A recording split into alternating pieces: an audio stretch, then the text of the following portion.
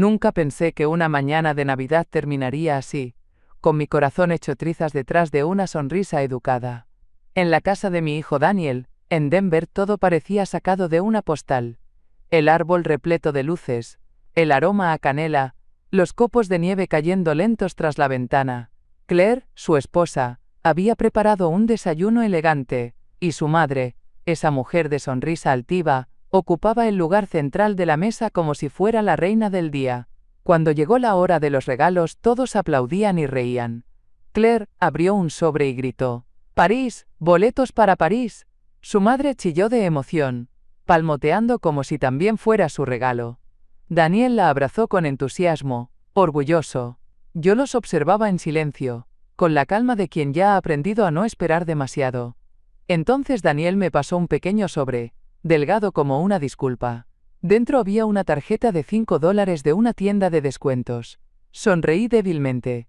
Pero antes de poder decir palabra, él se rió. «Eso es más de lo que mereces, mamá», dijo en tono burlón. «Además, ni sobrevivirías al vuelo». Las carcajadas de Claire y su madre flotaron en el aire como copos helados. Y ahí me quedé, con el sobre temblando entre los dedos, sintiendo como algo en mí se quebraba despacio. Miré a mi nieta Sofía sentada en el suelo con su muñeca nueva tan ajena a todo. Me incliné, le besé la frente y le susurré un «Feliz Navidad, mi amor». Luego me puse el abrigo. Nadie intentó detenerme. Ni una pregunta, ni una mirada.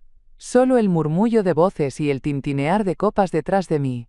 Al salir, el aire helado me golpeó el rostro, pero el verdadero frío venía de adentro. Caminé despacio hacia el auto dejando huellas sobre la nieve fresca. No lloré. No iba a darles ese gusto. Porque mientras el silencio me envolvía, lo entendí todo. No había lugar para mí en esa casa. Pero aún me quedaban fuerzas. Y si Daniel creía que podía humillarme así, pronto recordaría que su madre también sabía guardar silencio, antes de actuar.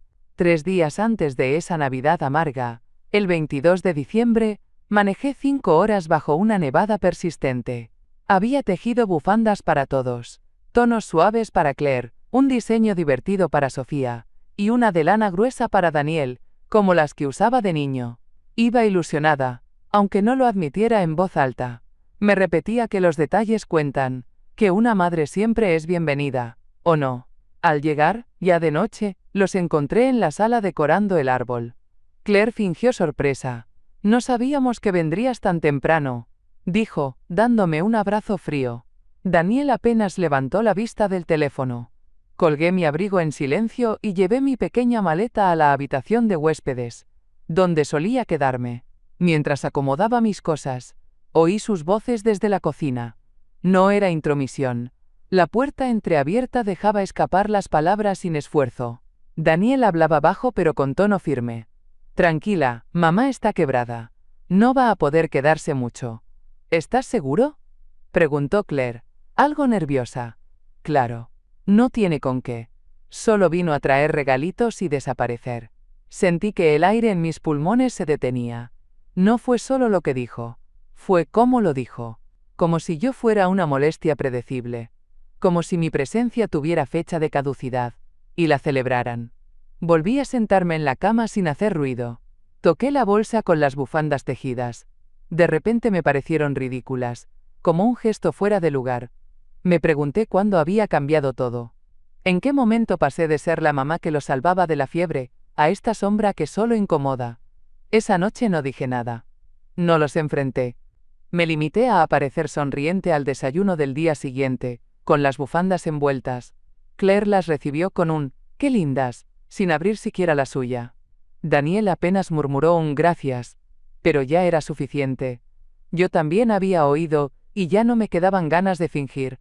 El silencio, a veces, es más poderoso que el escándalo. Y ese fue el primer momento en que entendí que no había llegado a pasar las fiestas. Había llegado a recuperar mi lugar. Esa misma noche, mientras intentaba leer para distraer la mente, me levanté al baño y pasé frente a la habitación de invitados. La puerta estaba entreabierta. Escuché ronquidos. Me asomé por reflejo y ahí estaba. El padre de Claire, en pijama, durmiendo plácidamente en mi cama. La misma donde yo había puesto mis cosas horas antes. No lo entendí al principio. Pensé que tal vez se había confundido. Pero al entrar en la cocina a la mañana siguiente, Claire me recibió con voz dulce y una sonrisa que no alcanzaba los ojos. Suegrita. Ya vio el hotel de adultos mayores que está a unas cuadras. Es muy mono, tiene desayuno incluido. Se lo decía a alguien más, no a mí. A una señora débil, sin dignidad, a una presencia incómoda, que necesitaban sacar de la escena antes de la llegada de los verdaderos invitados. Respiré hondo, como quien se prepara para una tormenta. ¿Estás diciendo que me vaya? Pregunté sin levantar la voz. No, claro que no. Solo que, con mi papá aquí y los niños corriendo, tal vez estaría más cómoda ya. Más tranquila. Daniel no dijo nada. Ni una palabra. Solo siguió sirviendo jugo como si la conversación no lo involucrara. Ese silencio suyo me dolió más que cualquier palabra. No lloré frente a ellos. Tomé mis llaves, recogí mi bolso sin escándalo y salí por la puerta. En el auto me detuve unos segundos antes de encenderlo. Mis manos temblaban. No de rabia, ni de frío. Era otra cosa. Algo que no había sentido en años. Humillación. Manejé hasta un motel barato en las afueras.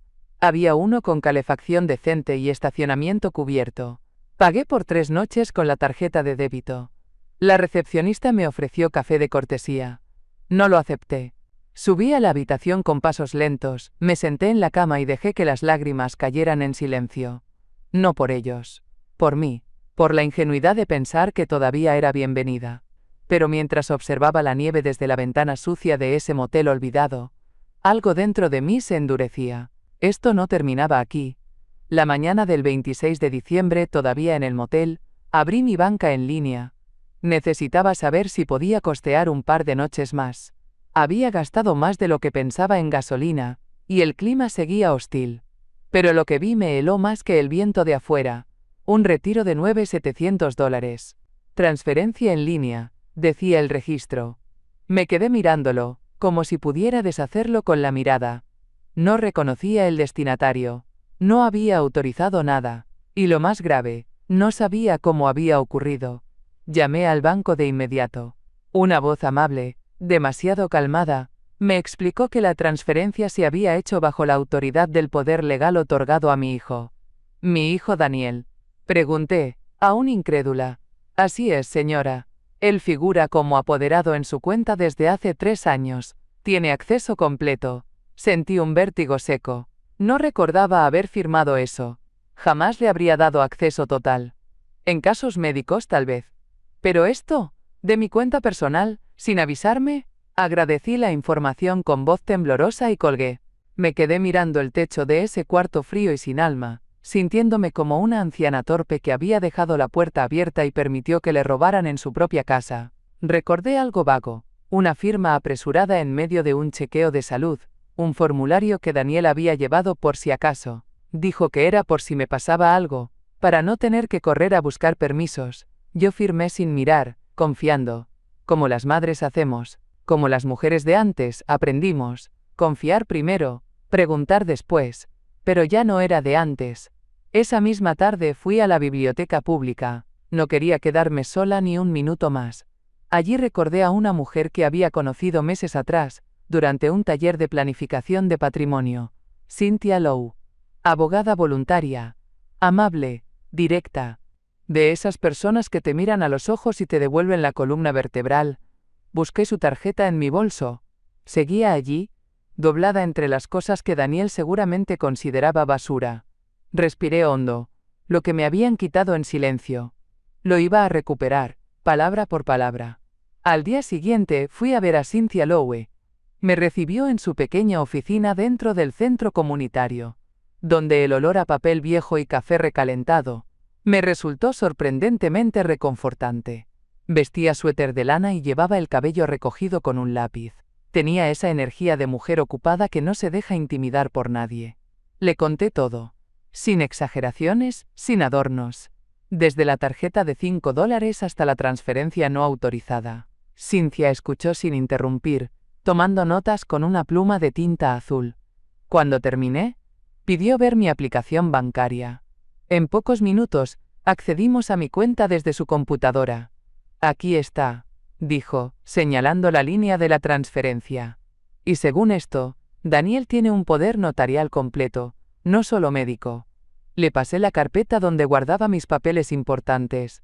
Entre estados de cuenta y recibos doblados, Cynthia encontró una copia del poder original, firmado en 2017.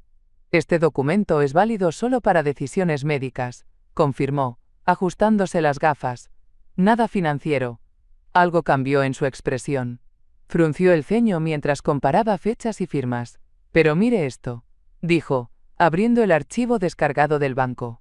El poder que usaron tiene fecha de 2020, un formato diferente y otro sello notarial. Me incliné para ver mejor. El nombre del notario me era familiar, pero no por las razones correctas. Ese era mi vecino, el señor Barreto. Murió hace 2 años, murmuré sintiendo el estómago encogerse. Cynthia dejó el papel sobre la mesa con calma, pero su voz fue más firme. Esto no es una simple confusión, señora Graves. Esto parece alterado. Tal vez incluso falsificado. Me senté derecha, como si necesitara sostenerme desde dentro. No era solo desconfianza, era traición documentada. Una firma falsa, un notario muerto, un hijo que jugaba con papeles como si fueran suyos. ¿Qué puedo hacer?, pregunté, mirándola a los ojos. Ella sonrió. Lo primero, dejar de sentirse sola. Y lo segundo, pelear con inteligencia. Vamos a ir paso por paso, pero no va a quedar impune, se lo prometo. Ese día dejé de ser la madre ingenua. Empecé a ser la señora Graves. Volvimos a mi auto esa misma tarde. Cynthia, metódica como un reloj, me pidió revisar todo lo que tuviera archivado. Papeles viejos, copias, cualquier indicio de cómo se habían manejado mis documentos. Abrí la guantera y empecé a sacar carpetas que llevaba ahí por si acaso. Entre boletos de estacionamiento y manuales de electrodomésticos, apareció un sobre manila con el sello del consultorio, donde firmé aquel poder médico en 2017. Lo abrimos en el estacionamiento mismo, bajo la luz pálida del invierno. Adentro estaba el documento original. Lo reconocí al instante. Mi firma, la de mi antiguo médico, la notaría de confianza. Todo en orden. Cynthia comparó cada línea con la versión que el banco tenía en sus archivos. Aquí está, murmuró. El original es claro, pero el otro tiene fecha de 2020, distinta tipografía. Y mire esta firma de notario. No coincide en nada. Volvimos a su oficina y escaneó ambos documentos. Puso uno al lado del otro en pantalla. Era evidente. El segundo estaba manipulado. Incluso el membrete era diferente. El papel parece profesional, pero mal hecho, añadió. ¿Y el nombre del contador? ¿No me dijo que había cerrado su oficina en 2019? Asentí. Mi contador se jubiló ese año. No había forma de que hubiera emitido nada en 2020. La historia de Daniel se desmoronaba sola. Me invadió una mezcla de rabia y tristeza. Una parte de mí aún buscaba una explicación benigna. ¿Y si se había confundido? ¿Y si alguien más lo había hecho sin que él lo supiera? Pero no. Esas eran excusas de una madre que aún quería creer lo mejor. Y yo ya no podía darme ese lujo. Mientras Cynthia archivaba copias, sentí que algo se reordenaba en mi interior. No era venganza lo que me movía. Era claridad. Habían jugado con mi confianza, con mi historia, con mis recursos. Pero no sabían que tras esa firma vieja y temblorosa, seguía viva una mujer que había sobrevivido pérdidas, enfermedades y silencios más duros que este. A la mañana siguiente Cynthia llegó con su maletín de cuero y una determinación contagiosa. En su rostro no había duda, solo método. Lo primero que hicimos fue solicitar los registros completos de mis transacciones bancarias, con fechas, montos y destinatarios. Ella redactó una solicitud formal con mi firma, y la enviamos con acuse de recibo. Luego, me enseñó a proteger lo que me quedaba. Cambiamos todas mis contraseñas. Aprendí a usar una aplicación para generar claves seguras. Llamé a cada institución financiera donde tengo cuentas y solicité que eliminaran cualquier acceso de terceros. No fue fácil. Algunas empleadas del banco intentaron disuadirme. ¿Está segura, señora? Es su hijo. Como si el apellido común justificara el despojo. Pero yo ya no tartamudeaba. Sí, estoy segura. Muy segura. Cynthia también redactó una carta de revocación legal del poder notarial. La firmamos y la llevamos personalmente al banco. Un funcionario la recibió con cara de pocos amigos. Intentó preguntarme si estaba actuando por presión externa. Estoy actuando por mí misma, le respondí. Por primera vez en mucho tiempo. Esa tarde, sola en el motel, volví a mirar los papeles una y otra vez. Leía mi nombre completo, impreso en mayúsculas, y sentía que por fin me estaba reconociendo. No como la madre sacrificada, ni como la abuelita que tejen en los cuentos, sino como lo que realmente era, una mujer con derechos, con historia, y con límites. Daniel no llamó ese día. Ni Claire. El silencio era total, y en esa quietud encontré algo parecido a la paz. Guardé la carta revocatoria en mi bolso, junto a una copia del poder notarial original. Me preparé un té con la vieja resistencia eléctrica del motel, y abrí la ventana un poco. Afuera, la nieve seguía cayendo. Cada copo parecía murmurar lo mismo. Ya no estás dormida. Ya no estás sola. Esa noche, mientras me acomodaba en la cama dura del motel, sonó mi teléfono. Era Daniel. Dudé en contestar, pero algo dentro de mí me pidió escucharlo. Respondí. Su tono no era de hijo preocupado, era de hombre desesperado. ¿Qué hiciste? Dijo sin saludar. ¿Congelaste la cuenta? Me quedé en silencio unos segundos, el tiempo justo para no reaccionar desde el miedo. Luego respondí con calma. Sí. Congelé lo que aún me pertenece. Bufó al otro lado de la línea. Claire está furiosa.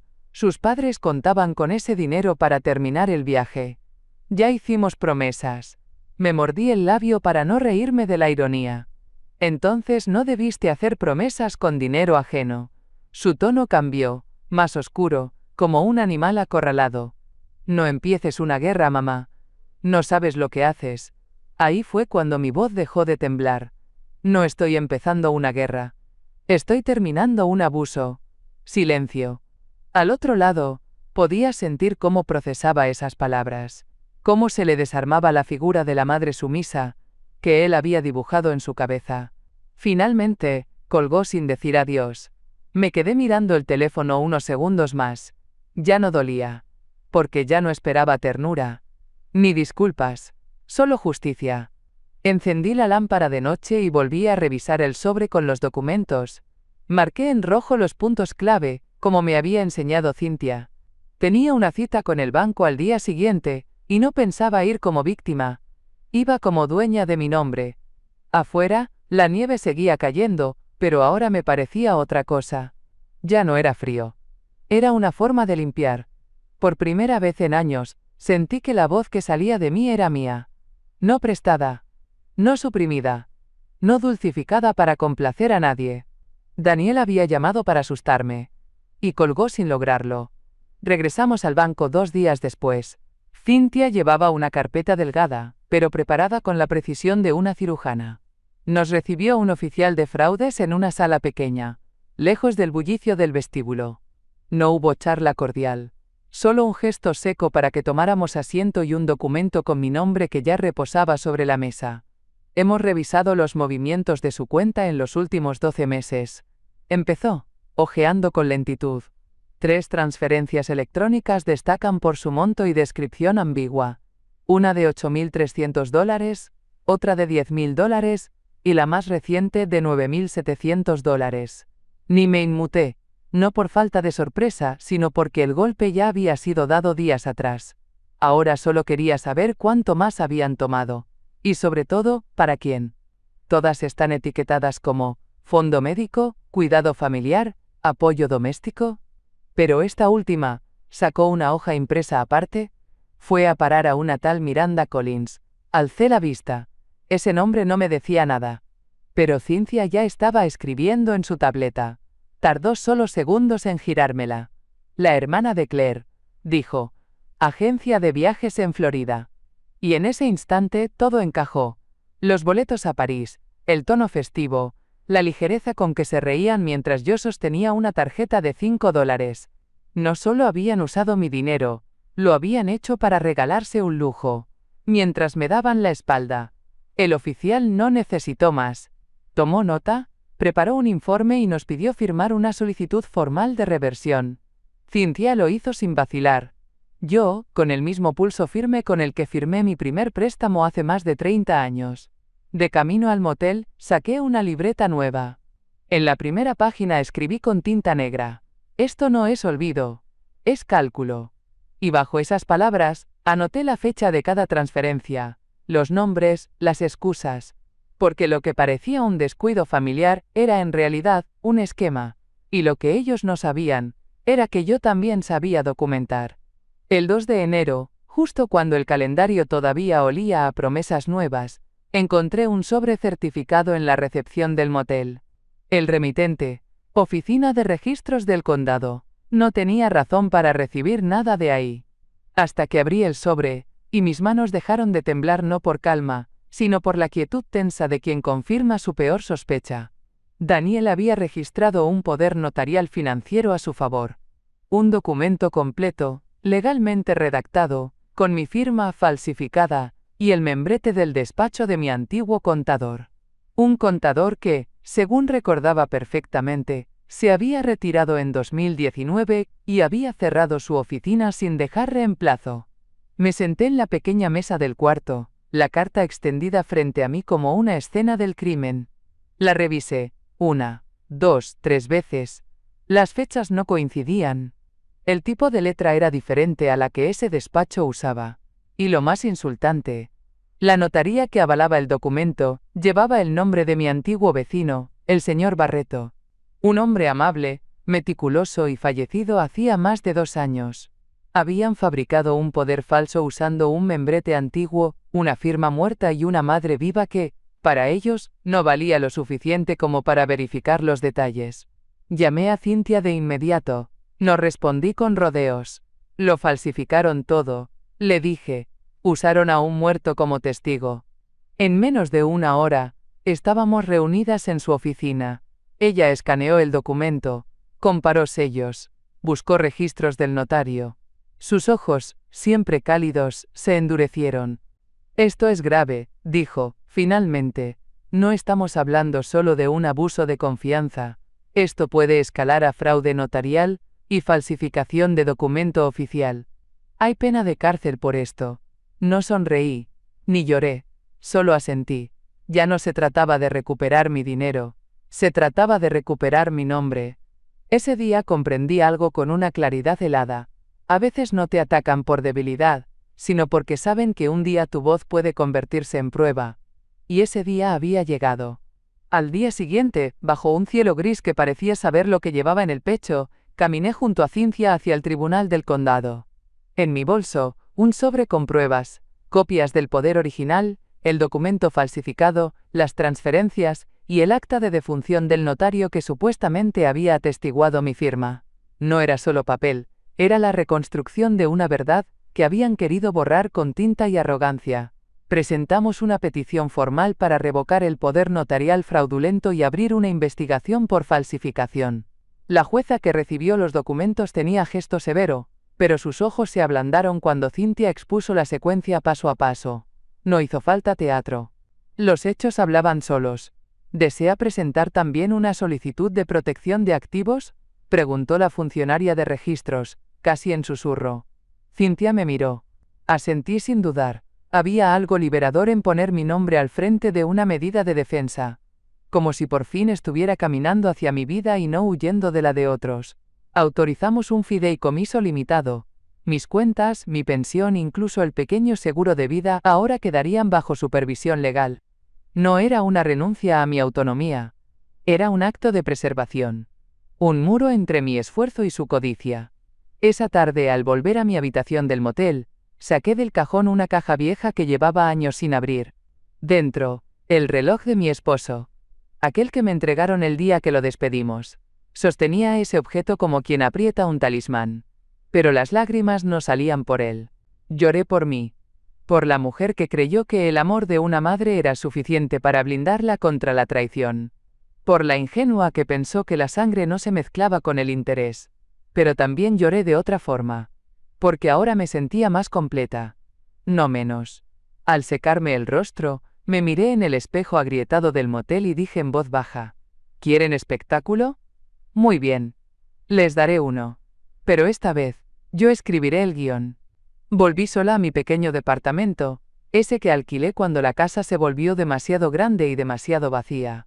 Me recibió el silencio de siempre, ese que ya no me asustaba, pero que esa noche se sintió diferente. No era el silencio del abandono, era el de una decisión tomada. Colgué el abrigo, puse agua para té, y me senté frente a la vieja vitrina donde guardo lo que nadie más valora. Mis fotos, cartas, trofeos de otra vida.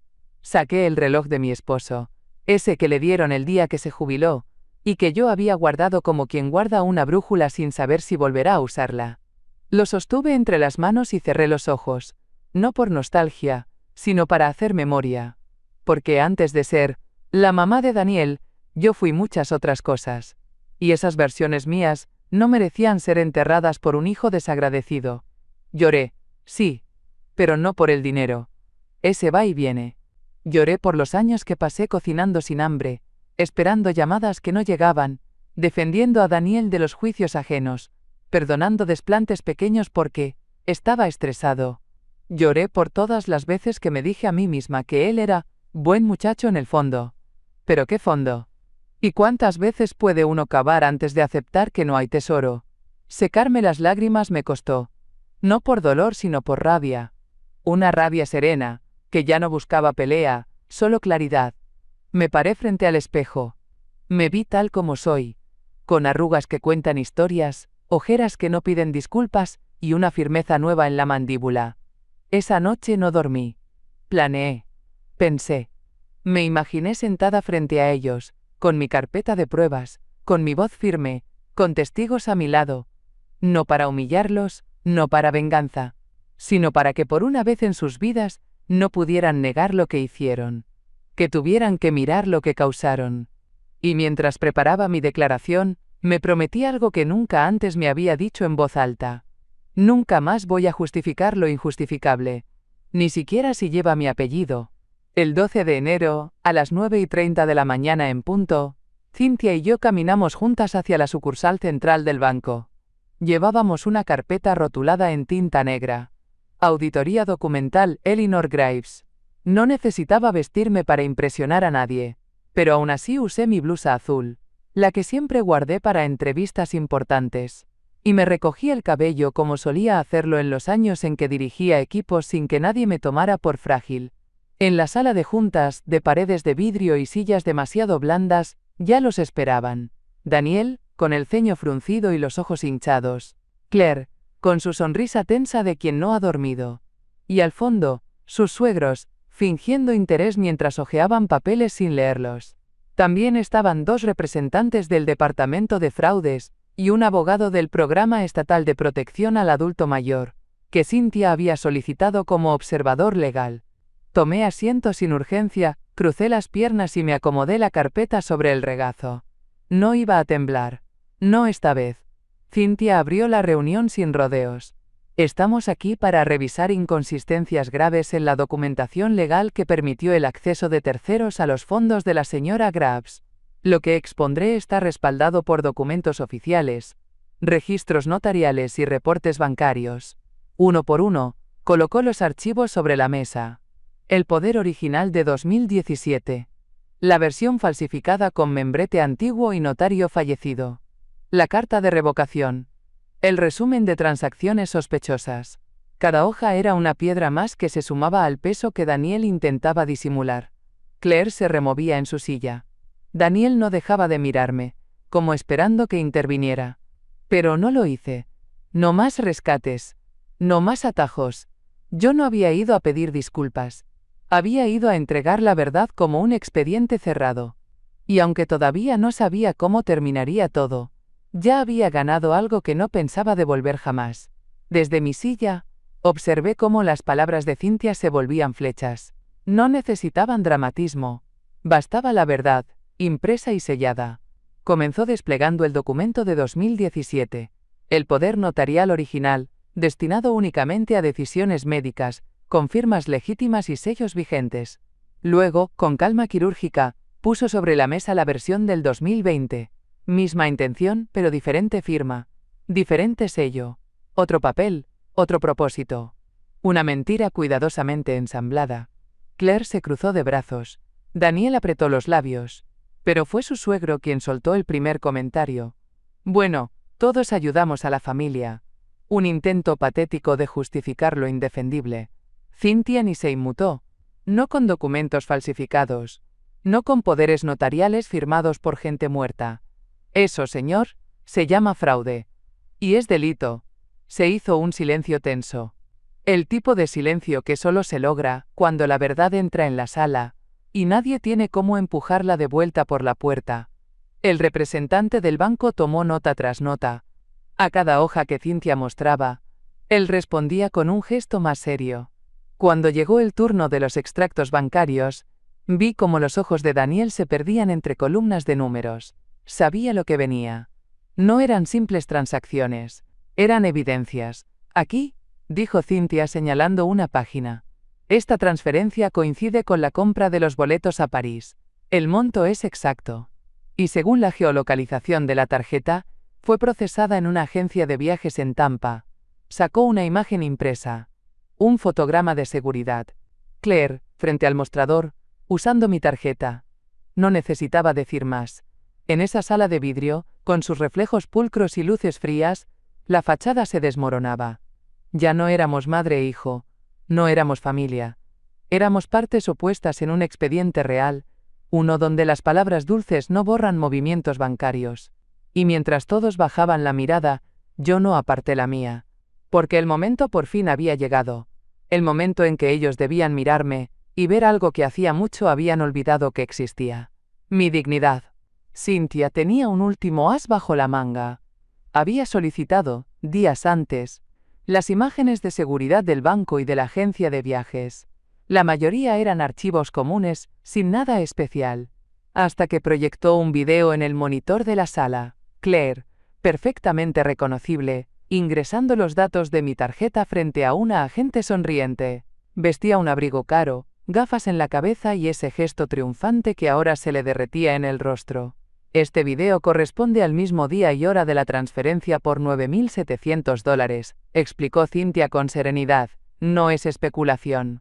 Es uso indebido de tarjeta sin consentimiento. El oficial de cumplimiento del banco, un hombre que había estado callado toda la reunión, se giró lentamente hacia Daniel.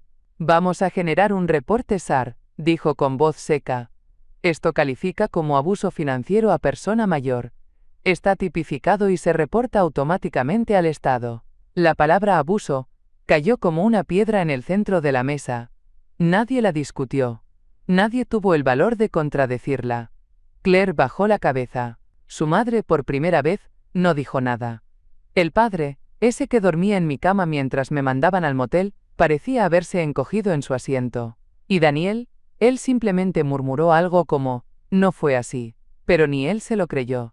Su voz se quebró. Su excusa también. El abogado del programa de protección al adulto mayor fue aún más claro. Este caso ya superó el ámbito familiar. Hay implicaciones legales. Ustedes activaron, con sus decisiones, una investigación estatal. No se trata de resolverlo entre parientes. Esto va a avanzar por otra vía. Yo no dije nada. No necesitaba hacerlo. Lo había dicho todo con mi presencia, con mi voz serena, con las pruebas que hablaban por mí. Me sentí completa. No feliz, pero firme. Y eso, después de tanto silencio, valía más que cualquier reconciliación fingida. Porque cuando uno pierde el miedo a decir la verdad, recupera algo mucho más valioso. La capacidad de exigir respeto, sin tener que rogarlo. No hubo escándalos ni gritos. Solo una frase corta del gerente del banco. Procederemos a congelar la cuenta conjunta de inmediato. Claire se tapó la boca. Su padre se puso pálido. La madre soltó un, esto es ridículo, pero nadie le respondió. ¿Y Daniel? Daniel se desplomó sobre la silla como si de pronto entendiera lo que había perdido. Ya no era solo el acceso al dinero, era el control, la comodidad, la impunidad con la que habían vivido durante años. Yo los observé sin ira. Ya no hacía falta. Lo que vino después fue casi clínico. El banco bloqueó las transferencias futuras, el oficial de cumplimiento entregó una copia del informe preliminar, y Cynthia firmó un acuse de recibo para el expediente judicial. Todo ordenado, todo exacto, como debe ser cuando el abuso se desmonta con pruebas. Daniel intentó una última defensa. Mamá, fue un malentendido. Todo esto se salió de control. Malentendido. La palabra flotó en el aire como si todavía pudiera borrar firmas falsas, documentos falsificados, transferencias disfrazadas. Me le quedé mirando por un segundo, no con rabia, sino con una tristeza profunda y seca. No, hijo. Tú lo planeaste. Solo que no contaste con que yo aprendiera a defenderme. El abogado del programa asintió. Esto no se va a resolver con disculpas. La revisión estatal ya fue activada. La señora Graves tiene derecho a una investigación completa y a la restitución de fondos. Claire ya no hablaba. Apenas podía sostener la mirada. Yo, en cambio, me sentía cada vez más ligera.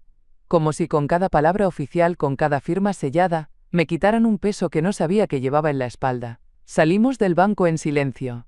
Cynthia me ofreció su brazo, pero no lo necesité. Caminé con paso firme, con los hombros rectos, y la cabeza alta, porque por primera vez en mucho tiempo, no salía derrotada de una conversación familiar.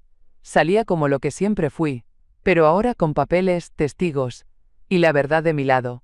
3 semanas después, en una oficina discreta del centro, firmé los últimos documentos. Cynthia estaba conmigo, como siempre, hoja por hoja, testigo tras testigo. Frente a mí, sobre el escritorio, descansaba un cheque oficial por $31.450. Cada dólar había sido recuperado tras una revisión exhaustiva, firmada por el banco y respaldada por la oficina del fiscal del condado.